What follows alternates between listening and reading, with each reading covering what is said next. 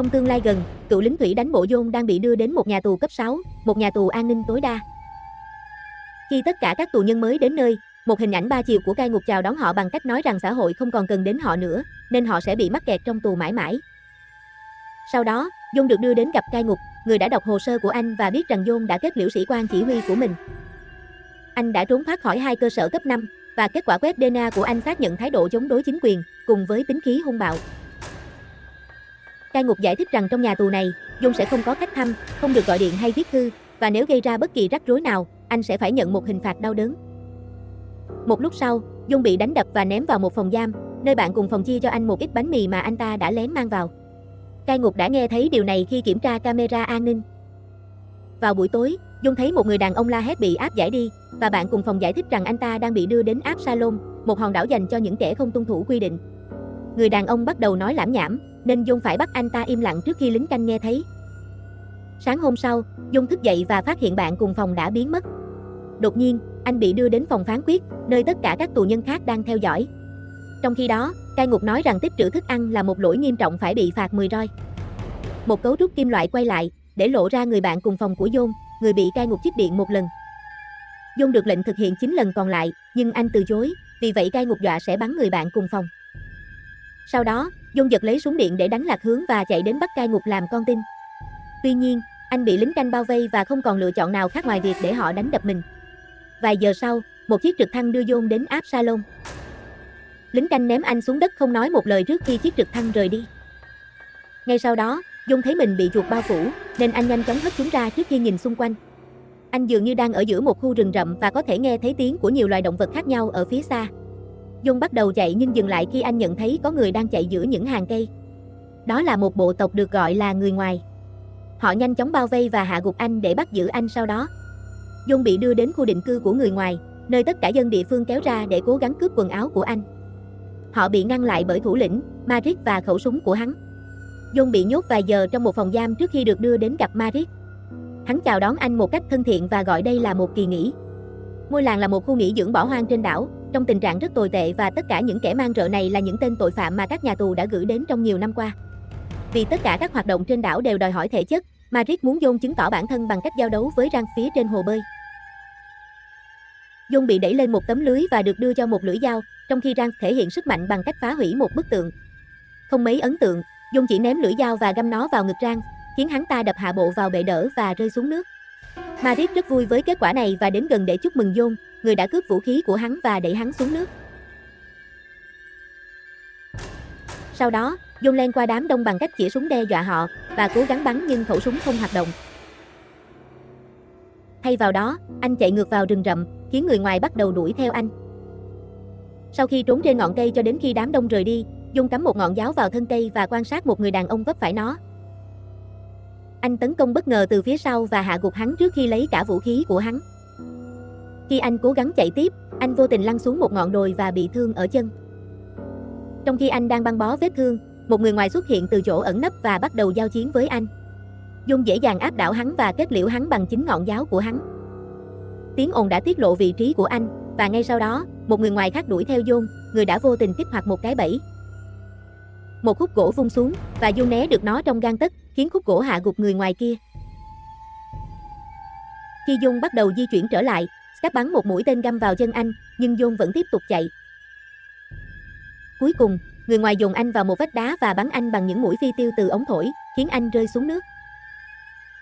May mắn thay, John sống sót sau cú ngã và được tìm thấy bởi một băng nhóm khác gọi là người trong. Họ đưa anh đến ngôi làng khang trang hơn nhiều của họ.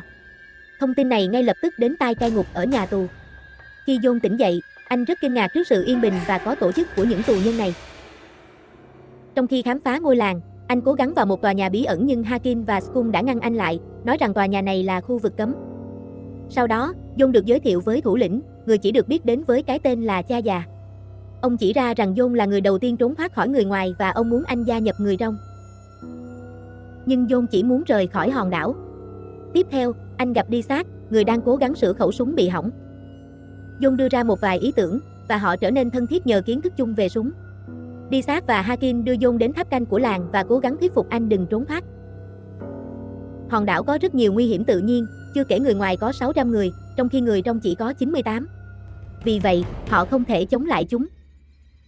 Ngoài ra còn có hệ thống giám sát ở khắp mọi nơi, nên trực thăng có thể đến trong vài giây. Sau đó, Dung đến thăm người chữa trị tên Tom, người đã đưa cho anh một loại nhựa cây để chữa vết thương ở chân và nhắc anh giữ vệ sinh để tránh nhiễm trùng, bởi vì họ không có thuốc ở đây. Trên đường ra, Dung nhận thấy mình đang bị Cassie theo dõi, người chỉ muốn gặp người đầu tiên đã trốn thoát khỏi Madrid. Dung yêu cầu cậu để anh yên và đi đến mép vách đá, nơi anh ném một cái hộp xuống nước. Sóng rất mạnh đến nỗi chúng ngay lập tức làm vỡ chiếc hộp, điều đó có nghĩa là anh không thể bơi ra khỏi đó. Cassie nhanh chóng đến bên anh và nói với anh rằng dưới nước đầy cá mập. Đêm đó, Dung nhận thấy một đoàn người đang mang vật tư xuống bờ biển và lén đi theo họ. Tuy nhiên, Hakim bắt quả tang và đấm anh, trước khi nhắc nhở anh phải hợp tác. Dung chỉ đấm lại anh ta trước khi quay trở lại làng. Ngày hôm sau, trong bữa sáng, Dung hỏi Cassie về tội của cậu. Hóa ra cậu đã giúp một ông trùm mafia bắt cóc 2 đứa trẻ, nhưng cậu không bao giờ có ý định làm hại chúng. Chính ông chủ của cậu đã kết liễu chúng. Khi Dung thấy một chiếc trực thăng bay qua, Cassie giải thích rằng hòn đảo nhận được hàng tiếp tế 2 lần một tháng, nhưng người ngoài đã cướp hết tất cả, và người trong không bao giờ nhận được gì. Trực thăng hạ cánh ở một địa điểm khác nhau mỗi lần, vì vậy họ không thể lên kế hoạch trước. Sau bữa sáng, Dung và Cassie đến gặp Killian, người phụ trách sản xuất rượu. Dung nhấp một ngụm và suýt sặc vì ghê tởm, nên anh đã xúc phạm thứ đồ uống đó. Điều này khiến Killian tức giận và tung một cú đấm mà Dung dễ dàng né được. Đúng lúc đó, họ nghe thấy tiếng chuông và tất cả người trong đều đổ xô ra cổng. Một trong những lính canh của họ đã ngủ gật lần thứ 2 trong khi làm nhiệm vụ. Điều này được coi là gây nguy hiểm cho ngôi nhà của họ và mạng sống của họ. Hình phạt là bị trục xuất. Vì vậy, Dung chứng kiến người đàn ông bị đuổi ra ngoài và lang thang vào rừng rậm. Trong khi đó, người ngoài đang tranh giành nhau vài con chuột nướng, và Madrid phải trấn an họ. Khi đám đông hỏi về hàng tiếp tế từ trực thăng, Madrid nói rằng hắn sẽ giao chúng vào ngày mai nếu họ ngoan ngoãn. Một trong những người đàn ông đã mệt mỏi với các quy tắc tàn nhẫn của Madrid và chỉ ra rằng John đã đánh bại hắn, nên John mới nên là thủ lĩnh mới, khiến Madrid tức giận và lấy đầu anh ta. Sau đó, Madrid nói với Scap rằng họ cuối cùng sẽ tấn công làng của người trong. Vào ngày Giáng sinh, người trong tổ chức một bữa tiệc nhỏ và thậm chí còn trang trí được một vài thứ trên cây. Cha già có một bài phát biểu về tất cả những người họ đã mất, và John nhắc họ cầu nguyện cho cả những người bị họ trục xuất. John dự định rời đi vào buổi sáng, nhưng cha già nghĩ anh sẽ không đi được xa. Trong lúc đó, người ngoài đang ẩn nấp giữa những hàng cây bên ngoài làng và chuẩn bị kế hoạch. Người trong nhận được thông tin này từ một gián điệp và ngay lập tức báo động, vì vậy mọi người chuẩn bị cho trận chiến. Cassie nhờ John chiến đấu cùng mình, nhưng John đã từ chối. Tuy nhiên, vài phút sau, John làm Cassie ngạc nhiên khi anh tham gia cùng dân làng trên đỉnh tường thành. Trở lại nhà tù, cai ngục được cảnh báo về trận chiến sắp tới và quyết định để họ tự tiêu diệt lẫn nhau. Có một vài lính canh trên cây cầu, những người bất ngờ bị kéo xuống nước bởi những người ngoài đang ẩn nấp. Sau đó, chúng bắn những mũi tên lửa, kết liễu một người đàn ông xuyên qua miệng. Hakim ra lệnh cho người của mình cúi xuống, khiến những mũi tên bắn trúng các tòa nhà trong làng và bắt đầu thiêu rụi chúng. Trong khi một vài người vội vã đi tìm nước, một người lính khác cố gắng gỡ những mũi tên khỏi mái nhà nhưng cũng bị bắn hạ. Sau đó, người ngoài buộc một số cây vào cổng trước và chặt chúng xuống, khiến chúng đổ xuống phá hủy cổng và một vài tòa tháp. Bây giờ, người ngoài có thể xâm chiếm ngôi làng, và một cuộc chiến khốc liệt giữa hai bên bắt đầu, với nhiều người ngã xuống khắp nơi. John thể hiện kỹ năng chiến đấu tuyệt vời khi anh liên tục hạ gục kẻ thù không thương tiếc. Cassie chết lặng khi một người ngoài sắp tấn công cậu, nhưng John đã cứu cậu bằng cách hạ gục gã đó bằng một mũi tên. Ngay cả cha già cũng đang chiến đấu bằng cây trượng của mình, và Skun bảo vệ ông bằng kỹ năng võ thuật của mình. Một kẻ thù vẫn tìm cách đâm cha già, Hakim liền rút con dao găm ra và bảo Skun đưa cha già đến một tòa tháp an toàn. Trong khi đó, Madrid và Scap đang ẩn nấp dưới nước và lẻn vào làng từ phía sau khi hạ gục một lính canh. Chúng trốn trong tòa tháp nơi Skun đang đưa cha già đến, điều này đã bị John nhìn thấy. Anh ngay lập tức cắt một sợi dây thừng và để quả nặng ở đầu kia rơi xuống, để anh có thể đến được tòa tháp trong vài giây. Khi cha già và Skun vào trong, Scap nhanh chóng đánh ngất Skun và bắt giữ cha già bằng cách ấn vào vết thương của ông. Sau đó, Madrid độc thoại một lúc trước khi chuẩn bị kết liễu cha già. Nhưng đúng lúc đó, John mở một cánh cửa sập để khiến hắn rơi xuống tầng dưới, trong khi Skun bắn Scap bằng một mũi tên lửa. Một cuộc chiến nổ ra giữa Madrid và John, và có vẻ như kỹ năng của họ ngang nhau. Cuộc chiến của họ bị gián đoạn bởi Scap đang bốc cháy, người bị Madrid đẩy ra ngoài cửa sổ và rơi xuống nước. Bây giờ, vì sợ hãi cho tính mạng của mình, Madrid chạy ra ngoài và ra lệnh cho người của mình rút lui, nên chúng đã chạy ra khỏi làng. Một lúc sau, người trong hỏa táng tất cả các thi thể và cha già nói vài lời để tưởng nhớ họ. John nhìn ngọn lửa từ xa, và chúng gợi lại ký ức về việc anh đã ra tay với dân thường trong chiến tranh. Killian mang cho anh một ly đồ uống và chia sẻ rằng cha già đã bị kết tội vì vợ ông dùng thuốc quá liều một cách đáng ngờ, nhưng chưa bao giờ có đủ bằng chứng, vì vậy ông là người vô tội duy nhất trên đảo.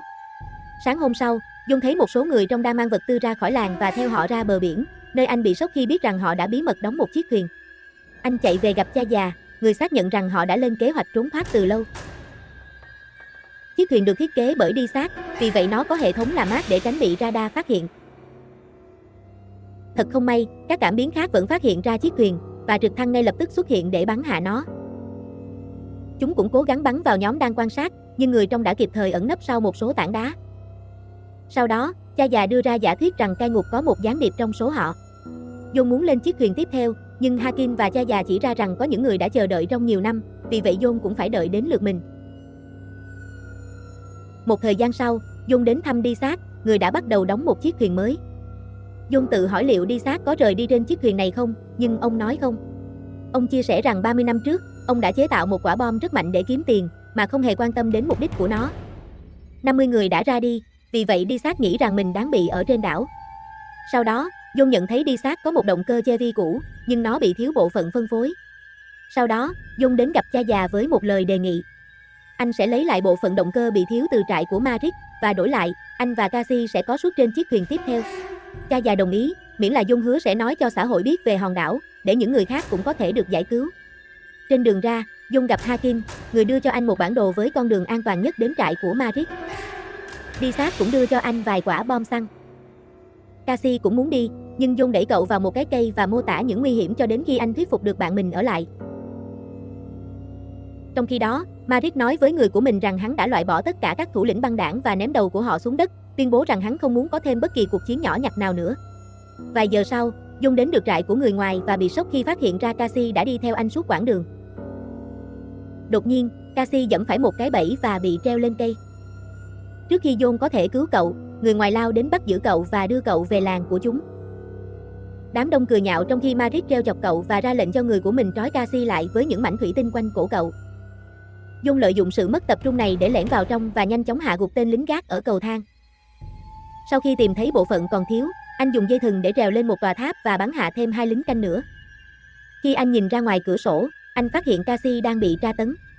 Vì vậy, anh ném một quả bom xăng vào bên trong một tòa nhà, gây ra một vụ nổ lớn. Trong khi đám đông đổ xô đi tìm kẻ đột nhập, John vội vã giải thoát Cassie khỏi dụng cụ tra tấn. Tuy nhiên, Matrix đã nhìn thấu kế hoạch của anh và giờ đây đang chặn đường anh. Cả hai bị ném xuống hồ bơi, và Matrix yêu cầu họ chiến đấu với nhau cho đến khi một người ra đi, đe dọa sẽ kết liễu cả hai nếu họ không tuân lệnh. Cassie giả vờ tấn công John, chỉ để đến đủ gần để yêu cầu anh chấm dứt chuyện này, vì người trong cần John để trốn thoát. Vì John từ chối ra tay với bạn mình, Cassie đã nhảy vào ngọn giáo để tự kết liễu. Sau đó, Matrix chuẩn bị một máy chém để xử tử John. Tuy nhiên, hắn bị gián điệp của người trong hạ gục. Người này bảo John hãy quay lại làng của người trong và nói với cha già rằng Matrix đã tập hợp các băng đảng lại với nhau cho một cuộc tấn công thứ hai vào ngày hôm sau.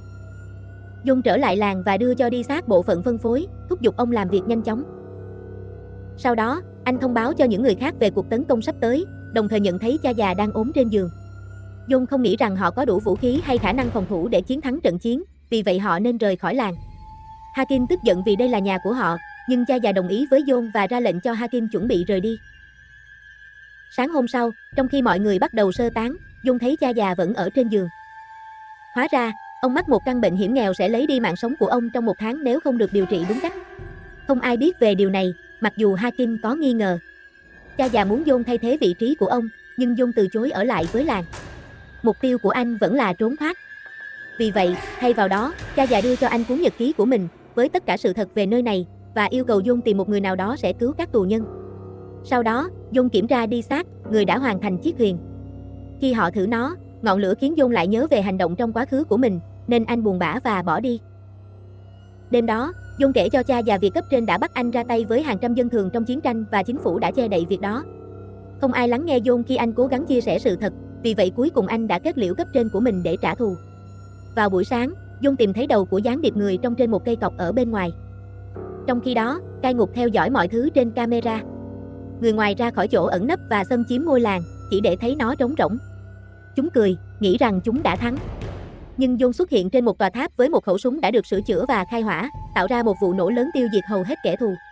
Sau đó, người trong cũng xuất hiện, và bây giờ số lượng của họ đông hơn, vì vậy người ngoài sợ hãi bỏ chạy. Khi cha già rời phòng để xem kết quả tại tòa tháp, Marit cũng xuất hiện và nhanh chóng kết liễu Skull. Sau đó, hắn bắt đầu giao chiến với John, trao đổi vài đòn, trước khi để anh treo lơ lửng trên mép tường. Khi Marit chuẩn bị kết liễu John, cha già túm lấy hắn từ phía sau, và Marit đã đâm để kết liễu ông. Sau đó, John trèo trở lại và đấm Marit cho đến khi hắn rơi khỏi tháp và ra đi trên một cây cọc. Sau đó, John nhận thấy có lửa ở bờ biển. Anh và Hakim chạy đến kiểm tra đi xác, chỉ để thấy ông đã qua đời trong chiếc thuyền đang cháy. Đi xác có một chiếc vòng cổ trong tay, mà cả hai ngay lập tức nhận ra là của Tom, điều này đánh dấu anh ta là gián điệp của cai ngục. Họ vội vã đến lều của người chữa trị và phát hiện ra Tom đã có một máy phát tín hiệu từ lâu. Rõ ràng, cai ngục đã hứa cho anh ta tự do để đổi lấy dịch vụ do thám của anh ta. Tom biết có một chiếc trực thăng đang đến đón mình, nên John buộc anh ta thay đổi tọa độ hạ cánh. Một thời gian sau, Tom đứng giữa một cánh đồng làm mồi nhử. Khi trực thăng hạ cánh, người trong ra khỏi chỗ ẩn nấp để hạ gục tất cả các binh lính. John lao vào trực thăng để ngăn cai ngục trốn thoát. Sau khi dọa hắn một phen, anh đá cai ngục ra ngoài và bỏ hắn lại với Tom. John chiếm lấy ghế phi công và bay đi cùng Killian và một vài tù nhân khác. Trong rừng rậm, Tom và cai ngục bị người ngoài bao vây. Tóm tắt phim và review phim đến đây đã hết.